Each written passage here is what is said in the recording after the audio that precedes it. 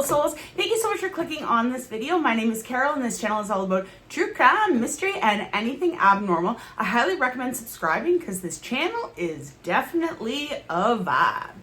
In the early 1990s, the city of Dallas was terrorized by a killer known as the Eyeball Killer. The killer would specifically target women who were sex workers, and as you can imagine with the nickname they gave him of the Eyeball Killer, he liked to remove the women's eyeballs and take them. So let's get into the story of the Eyeball Killer.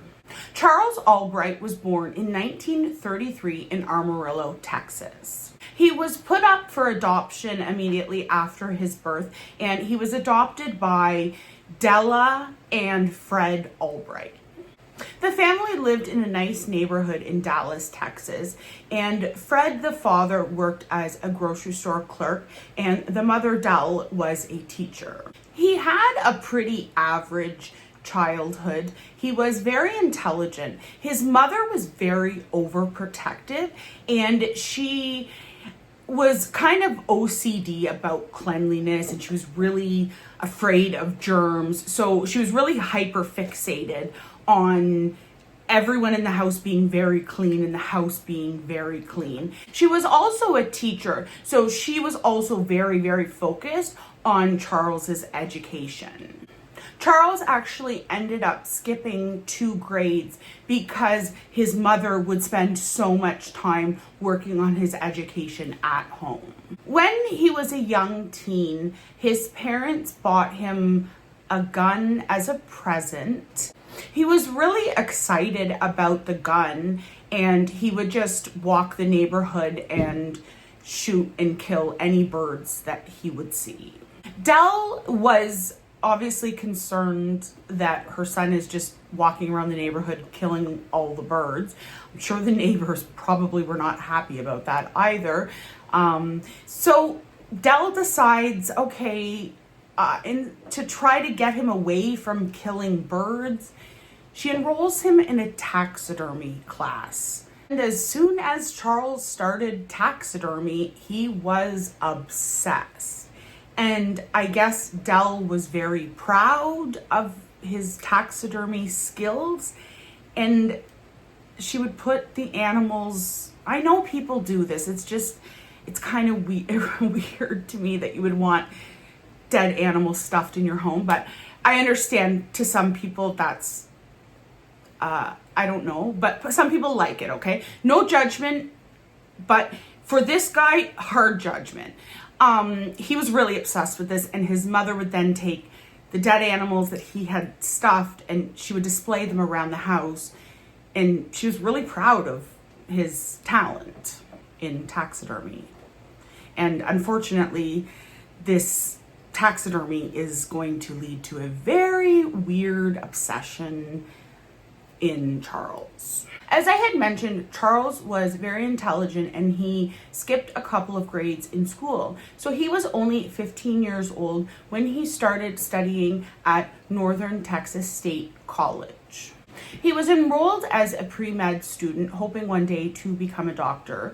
Unfortunately, he ended up getting caught stealing, and he was kicked out of university, and he was sent to prison for 6 months for the theft. Once he was released, he decided to continue going to college, and he went to Arkansas State Teachers College. And while he was at college, he was very successful at the school education part. Like, he was very intelligent. The problem was he had sticky fingers and he couldn't stop stealing. So he then got kicked out of that university, and he decided, you know what? I'm not actually going to attend university. I'm just going to give myself a bachelor's degree. And then he thought, wow, maybe I'll just give myself a master's degree. And I mean, if you're going to make up fake diplomas, reach for the stars, I guess. Could have given yourself a PhD. In 1954, Charles got married to his wife, and her name was Betty. The two of them had 2 children together. Betty was a teacher, and Charles was supposedly a teacher, but he couldn't hold down a job. He would get a job, do it for a couple of months. He would either be bored and quit or get caught stealing and be fired. He really couldn't hold down a job. So Betty was supporting the family by her salary as a teacher, and Charles, he was like forging checks and trying to do scams and steal money and nonsense, you know. At one point, Charles actually got a teaching job that he stayed at for almost 2 years. Now, he got this job with fake documents showing that he had the education to have this job. So he was there for 2 years with fake documents showing that he was qualified to be a teacher. Then he got caught, obviously, and they found out that he had no education to be able to be a teacher. He hadn't graduated from anything. And so he lost that job. At this point, Betty and Charles separated. So they were living separately, but they didn't actually end up getting divorced for about 10 years later. So Charles realized, faking being a teacher isn't really working for him. So in the 70s, he then decides to join and become a member of the Catholic Church. So Charles is attending the church. The church loves him. He's very generous with money. He's always willing to help out anyone in need. And just to be clear, the money that he's helping these people with, he's stolen. None of it's actually his own money. So back to him, he's a good Catholic. So then he gets caught essaying a 14-year-old girl who also attends the same Catholic church. Now, obviously, she tells her parents, and her parents are enraged at this, and they go to the police.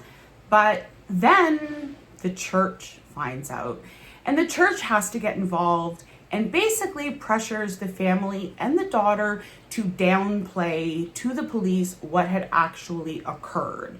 So he actually only ended up getting a 10 years of probation for essaying this girl. And even though he was, caught essaying a child and was on 10 years probation, church, they still loved him. He kept attending. They thought he was amazing.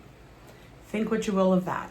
Then in 1986, Fred, who was Charles' father, he passed away, and he left Charles a good amount of money. He also left him his home. After Charles' father's death, he began dating a woman by the name of Dixie Austin, and she moved in to the home that Charles now owned that was Fred and Dell's, his parents' home. The inheritance money that Charles had received, he spent it extremely quickly, and it was Dixie who had to financially support both of them. Now, he had received about $100,000 when his father passed away, and this is in the 1980s, so that's a lot of money. So how is he spending $100,000? Where's the money going?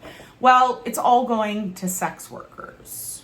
At the end of 1990, Charles got a job delivering newspapers, and he would kind of use this job as an excuse of how he could explain being away from home to go and obviously pay for sex workers. On December 13th, 1990, Mary Lou Pratt was found murdered on the side of the road, and she was 33 years old at the time of her death. Her body had been badly beaten, and the cause of death was a gunshot to the head. When officers arrived after the discovery of her body, some of the officers that arrived actually knew who she was because, as I had mentioned, based on being a lady of the night, she would probably have had a lot of interaction with the police, and it was an extremely disturbing scene for the police to come across. I'm sure for police every time they see someone who has died. It's probably very, I can't imagine how painful that would be if you did that on a regular basis. But in this case, it was really horrible because she was missing her eyeballs. And when they did the autopsy, they found that the eyeballs had actually been removed with surgical precision. So whoever had removed her eyeballs knew how to remove eyeballs. It wasn't just, they were like gouged out of her head. It was done very, very precisely. The other thing is the eyeballs were not found at the scene. It was the only part of her body that was missing, but whoever had killed her had taken her eyeballs with them. On February 10th, 1991, Susan Peterson was found dead on the side of the road, and she was only 27 years old when she died, and she was actually found on the exact same road. And when Susan's autopsy was done, the same thing happened. Her eyeballs were removed with surgical precision, and again, they were missing from the scene. And Susan Peterson as well was a sex worker. So at this point, police realize obviously these two crimes are connected. They're both missing eyeballs and they're both found on the same street, and they both were sex workers. So the police try to warn other sex workers that you're being targeted, like we believe that there is a killer and he is targeting you, and they were trying to warn them to be careful. Then on March 19th, 1991, Shirley Williams, who was 54 years old at the time of her death, Shirley Williams' body was left at the side of the road, just like the other two women. And in this case, her eyeballs had been removed, but not in the same way as the first two women.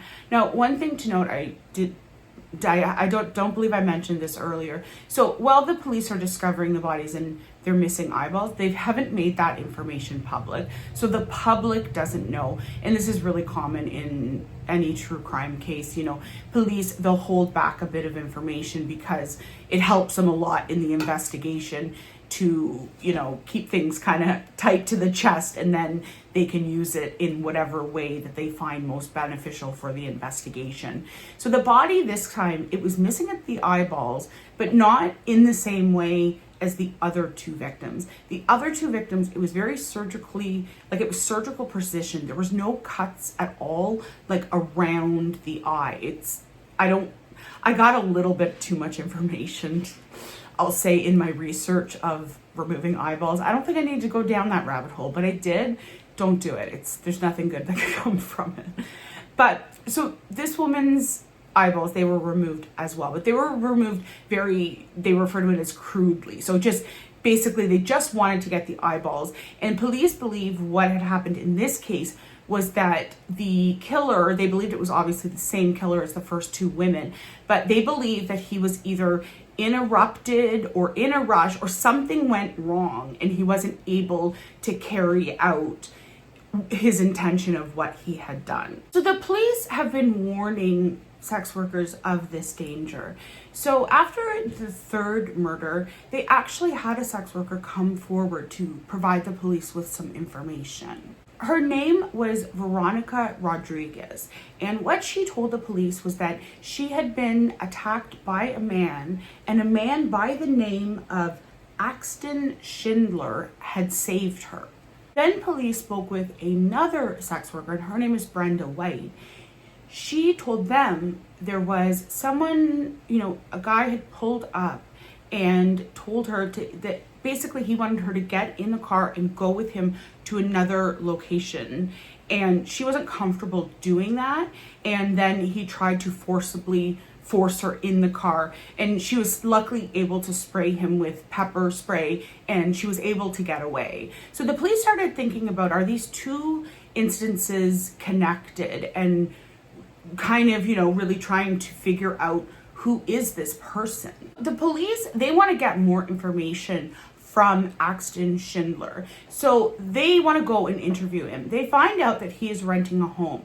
The home he is renting is owned by Fred Albright. And Fred Albright is Charles Albright's father. So it's the family home that Charles grew up in that he inherited when his father passed away. So the police then quickly discover that this Axton Schindler is not a real person. And obviously, Fred Albright cannot be the person who committed these murders because he's dead. So the police, they're trying to figure out what is going on. And they're thinking about the last name Albright. And that is when Charles pops into one of the officers' minds. The reason the officer remembers the name Albright is because Mary Lou Pratt, one of her friends, had called in and given a tip to the police about who possibly could have murdered her friend. And she said that there was this very weird, creepy guy, and his name's Charles Albright. And she also mentions that he is obsessed with eyeballs. So obviously all the alarms are going off now for the police, and they're like, we've got to find Charles and figure out what is going on. Both Brenda White and Veronica Rodriguez are able to pick out Charles out of a lineup. And those were the two women who were the sex workers, and they had given tips to police about Charles, but they knew him by a different name than Charles. But as soon as they were shown a picture, one was shown a picture, one went to a lineup, immediately both of them picked out Charles. Charles is arrested, and the police obviously search his home. They find a lot of guns, but they do not find the murder weapon. Obviously, as they're searching the home, they're also collecting a lot of DNA evidence. So all the DNA evidence gets sent away. Charles's hair was found on all three victims. In his car, Mary Lou and Susan's hair were found, as well as in his vacuum cleaner, he had matches to Shirley. At his trial, he was only found guilty of the murder of Shirley Williams, and he was sentenced to life in prison without the possibility of parole for this. Then August 22nd, 2020, Charles Albright died in prison. So that is the end of today's story. I hope that you guys all had a really amazing summer, and I hope you got to enjoy just whatever it is you enjoy. Me, you know, if you've been to the channel before, you'll hear me talk about the lake by my house. And yeah, so I've had a great summer, and I hope you all have too. But now it's back to business, okay? I know my uploads has been very, very inconsistent, especially in the last 2 months. But now, starting in September, there will be 2 uploads a week. And I'm really excited, and I hope you guys are too. Again, if you have any suggestions, you can leave them in the comments of any video. And do something today that makes your soul happy, and I will see you in the next one.